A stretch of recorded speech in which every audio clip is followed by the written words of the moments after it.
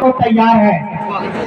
साथियों, इस कार्यक्रम के सफल आयोजन में और जिन साथियों ने दिन रात एक किया, चाहे वो प्रेम भाई हो, चाहे सुधीर भाई हो, चाहे राजेश भाई हो, चाहे नवीन भाई हो, चाहे अजय भाई हो, और वो तमाम लोग जितने लोग इस कार्यक्रम को सफल बनाने में लगे हैं, उनके प्रति मैं आभार प्रकट करना चाहता हूँ। ये जनसैलाब मैं ये कहना चाहता हूँ कि 15 नवंबर 2000 की तारीख को जब ये झारखंड बिहार से अलग हुआ था, तो इस बुनियाद पर अलग हुआ था कि दक्षिण बिहार का ये इलाका बहुत शोषित है, पीड़ित है, और जब झारखंड एक अलग राज्य बन जाएगा तो यहाँ के लोगों को हक और अधिकार मिलेगा। लेकिन मैं ये पूछना चाहता हूँ कि 1953 में यहाँ पर एक केंद्रीय अस्पताल बनता है कि अबरक के कारोबार में जो लिप्त है, यहाँ पे जो कार्यक्रम यहाँ पर चल रहा है, अबरक का जो कारोबार चल रहा है, उसके परिवार के लोगों को, यहाँ के लोगों को केंद्रीय अस्पताल में इलाज की सुविधा मिलेगी। लेकिन आप गौर करिए कि 1953 में एक अस्पताल बनता है और 2023 में आज वो जर्जर हालत में है। इसके जिम्मेवार कौन लोग हैं, इस पर भी सोचना होगा मेरे साथ। इस सवाल पर भी सोचना होगा कि जो ये अबरक का कारोबार है, ये इतने कानूनी दावपेच में यहाँ पर क्यों फंस के रह जाता है, जब यहाँ की अर्थव्यवस्था अबरक पर टिकी हुई है, जब यहाँ का जीविका अबरक पर चलता है, जब यहाँ की जीविका पत्थर के खदानों पर चलता है, इतने सारे यहाँ पर पत्थर के कारोबारी हैं, उसके बावजूद भी उन्हें केस मुकदमे में फंसाकर उनके लीज को समाप्त कर सरकार उनका कोई वैधानिक रास्ता नहीं निकालती है और उन्हें केस मुकदमे में फंसा दी है और एक बहुत बड़े कारोबार को प्रभावित किया जाता है। मैं ये पूछना चाहता हूँ, ये झारखंड के जल जंगल जमीन पर पहला हक हमारा है। अगर यहाँ पर KTPS बना है बांझेडी में, तो उसका बिजली भी हमें मिलना चाहिए था, जैसे गोड्डा में बना बांग्लादेश। लेकिन KTPS में जो छाई लोड होता है, उसके छाई का धूल हम खाते हैं और पैसा कोई अपने पैकेट में डालता है, ये नहीं चलेगा मेरे साथियों। हम ये कहना चाहते हैं कि झारखंड के 32,623 गांवों तक ये आंदोलन की आवाज पहुंची है और ये आंदोलन की आवाज अब नहीं रुकेगी। ये झारखंड के जन जन का आवाज बन चुका है और झारखंड के जन जन में ये बात पहुंच चुकी है कि झारखंड को अब जगाने की जरूरत है। मेरे साथियों, मैं ये कहना चाहता हूँ कि झारखंड में एक बहुत बड़े मसले हैं, जिन मसलों पर गौर करने की जरूरत है। अगर इस मसलों पर हम गंभीर नहीं हुए तो हमारे आने वाली पीढ़ियां जो है बर्बाद हो जाएगी। पहला है कि स्थानीय नीति हमारे पास नहीं है, और अगर स्थानीय नीति नहीं रहेगा तो झारखंडी कौन है, इसकी परिभाषा कैसे तय होगी। मैं ये कहना चाहता हूँ कि 3 मार्च 1982 को संयुक्त बिहार के समय स्थानीय नीति की परिभाषा तय हुई थी। उस वक्त ये कहा गया था कि संयुक्त बिहार के समय का कोई भी कानून, अधिनियम और संकल्प जो है वो झारखंड सरकार भी हूबहू लागू कर सकती है। 15 नवंबर 2000 में जब झारखंड बना तो ये लागू भी हुआ, लेकिन इसे हाईकोर्ट ने रद्द कर दिया। मेरे साथियों, मैं ये कहना चाहता हूँ कि इस राज्य में जो दूसरा सबसे बड़ा विषय है वो नियोजन नीति की बात है। अगर हमारे पास अपनी नियोजन नीति नहीं होगी तो हमारे नौजवान नौकरी कैसे हासिल करेंगे। और एक तीसरा बहुत बड़ा मसला है कि झारखंड में ओबीसी को रिजर्वेशन 27% नहीं है, जब देश के तमाम राज्यों में ओबीसी को रिजर्वेशन 27% है। तो मैं ये सवाल पूछना चाहता हूँ, झारखंड के 6 जिलों में ओबीसी का रिजर्वेशन 0 क्यों है? क्या यहाँ की सरकार मंडल कमीशन से भी ऊपर हो गई है? क्या यहाँ की सरकार मंडल कमीशन की सिफारिशों को नहीं पढ़ी है? ऐसे में इन सवालों पर गौर करना होगा। और एक बार यहाँ से इंकलाब की आवाज को मैं चाहता हूँ कि पूरे झारखंड के कोने कोने तक जाए, और यहाँ के नौजवानों से ये साथ चाहता हूँ कि झारखंड की इस आवाज को कोने कोने तक पहुँचाइए। और झारखंड में अभी 26,000 शिक्षकों की नियुक्ति का एक विज्ञापन निकला। मैं सरकार से ये सवाल करना चाहता हूँ और राजनीतिक सत्ता में बैठे लोगों से ये सवाल करना चाहता हूँ कि जब झारखंड बनने के बाद सिर्फ 2 बार सीटेट की परीक्षा हुई, 2013 और 16 में, तो जब आप कहते हैं कि ये परीक्षा का फॉर्म भरने के लिए, शिक्षक की नियुक्ति के लिए सीटेट पास होना अनिवार्य है, तो सीटेट की जब आप परीक्षा नहीं लेंगे तो नियुक्ति कैसे लेंगे? इसलिए पहले नीति को तय करना होगा, तभी नियुक्ति लेने देंगे।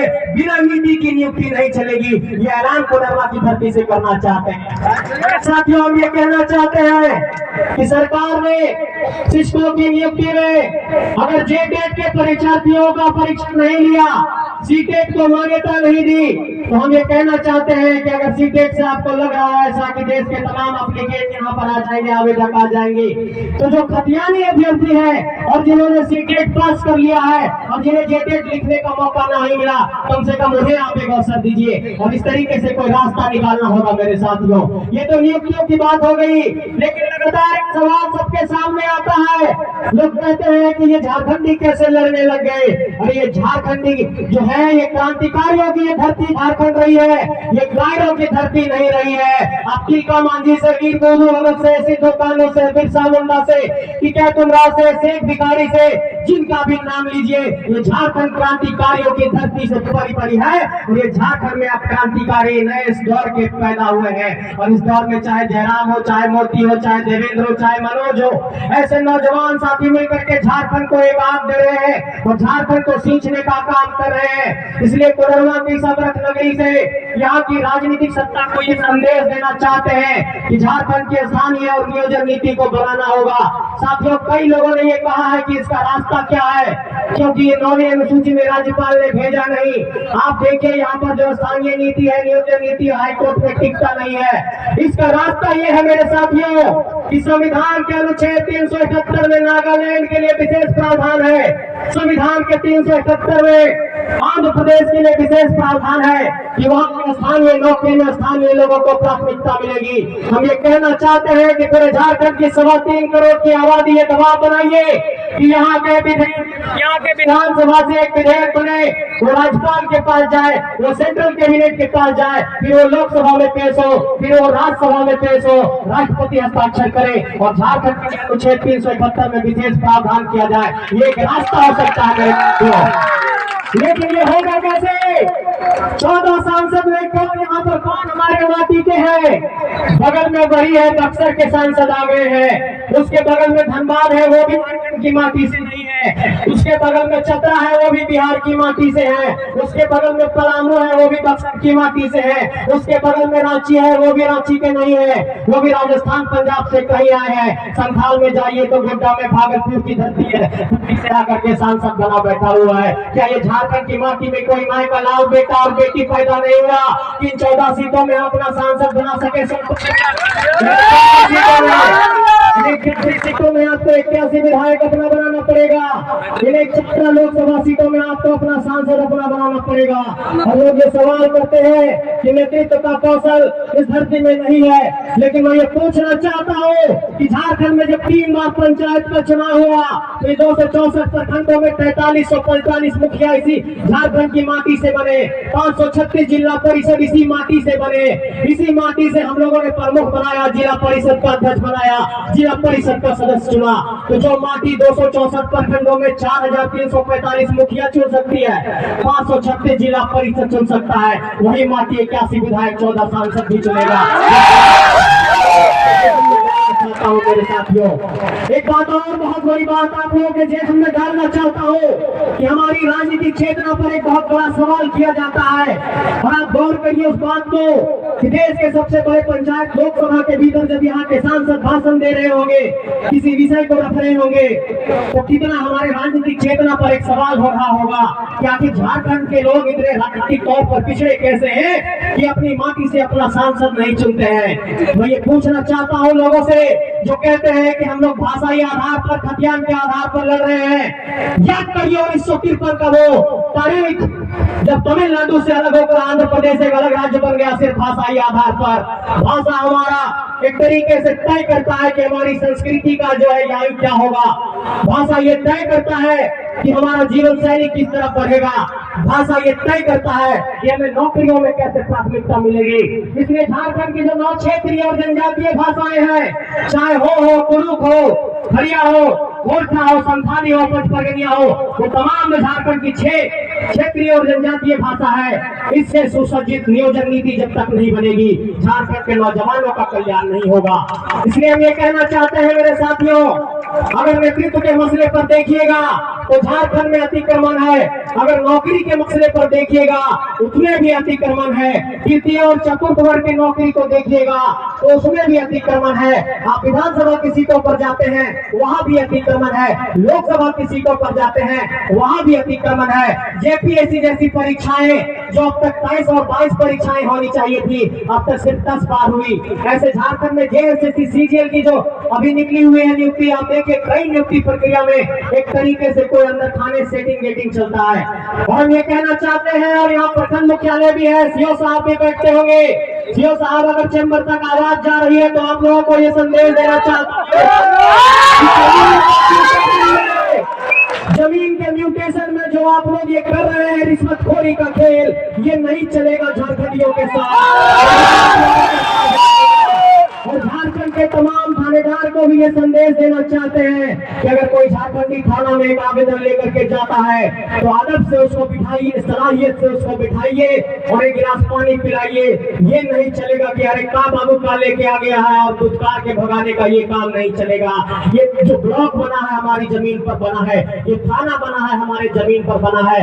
वर्दी और कुर्सी मिल जाने से झारखंडियों का आप शोषण नहीं कर सकते हैं, ये संदेश देना चाहते हैं। और झारखंड के तमाम नौकरशाहों को ये संदेश देना चाहते हैं, इसी मिट्टी ने पूजा सिंघल जैसे भ्रष्ट अधिकारी को निकाला, इसी मिट्टी ने वीरेंद्र राम जैसे भ्रष्ट इंजीनियर को निकाला, इसी मिट्टी ने छवि रंजन जैसे भ्रष्ट आईएएस को निकाला। इसलिए नौकरशाहों को भी ये संदेश देना चाहते हैं कि बंद करो, हमारी माटी को तुम लोगों ने बहुत छला है, हमारी माटी के साथ तुम लोगों ने बहुत छल किया है। और मैं ये कहना चाहता हूँ कि यहाँ की करियावा की धरती पर जो केटीपीएस का प्लांट बना हुआ है, आप गौर करिए साथियों, वहाँ पर लोगों पर केस कर दिया गया है, धारा 353 लगा दिया गया है, जेल भेजने की धमकी दी जाती है और वहाँ पर अभी तक भूमि अधिग्रहण की प्रक्रिया पूरी नहीं हुई है और पुलिस की लाठियों के बल पर काम कराया जाता है। हम ये पूछना चाहते हैं कि जब भूमि अधिग्रहण की प्रक्रिया करियावा में पूरी नहीं हुई, जब मुआवजा लोगों को नहीं मिला, तो फिर यहाँ पर लोगों को क्यों आप परेशान कर रहे हैं?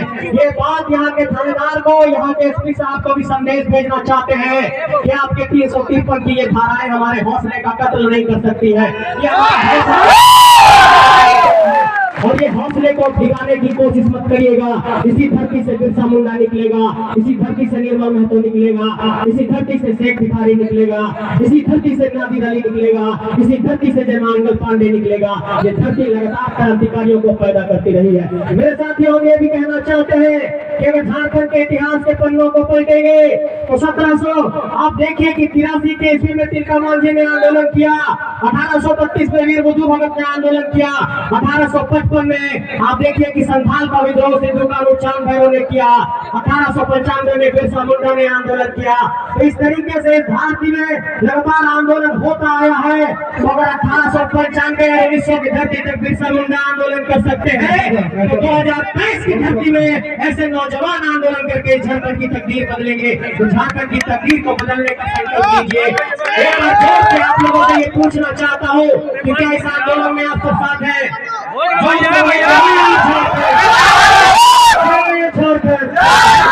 साथ मिलेगा। आप लोगों से ये कहना चाहते हैं कि झारखंड के तमाम गांवों में ये साथ मिलना चाहिए, कोडरमा के तमाम इलाकों में साथ मिलना चाहिए। वो चाहे जयनगर की बात हो, चाहे झुमरी तिलैया की बात हो, कोने कोने में आप लोगों का साथ मिलना चाहिए। तभी ये आंदोलन सफल होगा, तभी ये हमारा संघर्ष सफल होगा।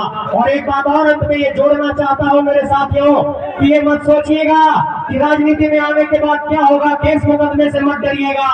ग्रीस के बहुत बड़े दार्शनिक प्लेटो ने कहा कि अगर राजनीति में नहीं आएंगे तो आपसे जो कम दक्ष लोग हैं, जो चोर लोग हैं, गुंडे लोग हैं, मवाली लोग हैं, आप पर शासन करने लगेंगे। ऐसे लोगों को जब दरकिनार करना है तो आप लोगों को दखल देना होगा राजनीति में। और यहाँ से जो सांसद है, केंद्रीय शिक्षा राज्य मंत्री हैं, उनको भी एक संदेश देना चाहते हैं कि धरती को आपसे बहुत बड़ी उम्मीदें हैं। लोकसभा के भीतर अभी जो मानसून का सत्र चल रहा है, अगर आपके जमीन में थोड़ा भी झारखंड की भावना है तो आवाज उठाइए कि झारखंड की 3.25 करोड़ की आबादी स्थानीय नीति की मांग कर रही है। लोकसभा के भीतर उठनी चाहिए और झारखंड की आवाज, कोडरमा की आवाज लोकसभा में भी गूंजनी चाहिए जब यहाँ से हम लोगों ने प्रतिनिधित्व दिया है। यही बात मैं कहना चाहता हूँ। और किसी से कोई हम लोगों की निजी दुश्मनी नहीं है, किसी से हम लोग कोई दुश्मनी नहीं करना चाहते हैं, ना हम लोग लड़ना चाहते हैं। हम लोग अपना हक चाहते हैं और ये हक लेकर के रहेंगे। और ये हक लेने के लिए अगर इस माटी के लिए बलिदान भी देना पड़ेगा तो हम लोग तैयार हैं, लेकिन अपना सर नहीं झुकाएंगे। एक बार जोर से जय झारखंड, जय झारखंड, जय झारखंड। आप लोगों ने बहुत ध्यान पर सुना, इसके लिए बहुत बहुत